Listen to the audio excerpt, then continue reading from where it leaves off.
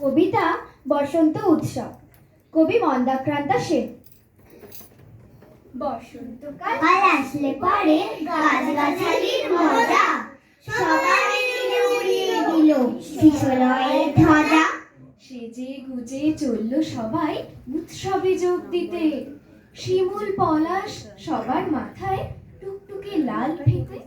কৃষ্ণচূড়ার আগুন রঙের ওড়না চুড়িদার, রাধাচূড়ার মতন আছে স্বর্ণ চুড়িকার। জারুল পারুল ভাই বোনেতে করছে কি হাঙ্গামা। ওদের যে চাই গোলাপি আর বেগনি রঙের জামা। আলোকসজ্জা নইলে কি আর তেমন শোভা খোলে। অমর দাসের ডালে সোনার ঝাড় লণ্ঠন দোলে। মুখ লুকিয়ে শুকিয়ে ছিল মাদার গাছের ডাল। দক্ষিণ হাওয়ায় খবর পেয়ে সাজলো লালে লাল।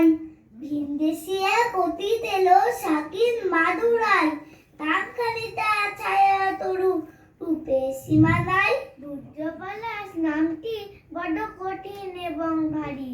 কমলা রঙের পাগড়ি তারও কেমন মনোহারী। এমনিতর নানান সাজে সেজে সকল গাছ, সবাই মিলে করলো শুরু মহোৎসবের নাচ। নাচে গানে খুশির টানে উঠল সবাই মেতে। কেউ দেখেনি দূরের মাঠে কে ছিল উৎপেতে। হিংসুটে এক কালবৈশাখী হঠাৎ এলো তেড়ে। ঝাঁপিয়ে পড়ে গাছ গাছালির সজ্জা নিল কেড়ে। ফেললো ছিঁড়ে নতুন জামা, ঝাঁকিয়ে দিল চুল। পথের ধুলোয় লুটিয়ে দিল সদ্য ফোটা ফুল। ধ্বংসলীলা সাঙ্গ করে উধাও হলো শেষে। কেন এমন দুঃখ হইল হাসি খুশি দেশে। আসলে কি এমনি করেই জীবন দাঁড়াবয়।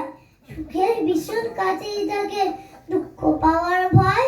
ফুল ফোটানোর মাসেই আসে কাল বৈশাখীর হানা। বিপদ কোথায় লুকিয়ে থাকে যায় না তাকে জানা। তাই বলে কি শিমুল পলাশ ফুটবে না আর কাল? রাত পোহালেই উঠবে ভোরে কৃষ্ণচূড়ার ডাল। হিংসুটে ঝড় আজকে যাদের হাত পা দিল ভেঙে, কালকে তারাই নতুন রঙে উঠবে আবার রেঙে। না হয় আবার ঝড়ের হাতে দুঃখ পেতে হবে।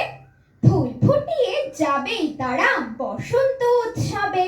ফুল ফুটিয়ে যাবে তারা বসন্ত উৎসবে। ফুল ফুটিয়ে যাবে তারা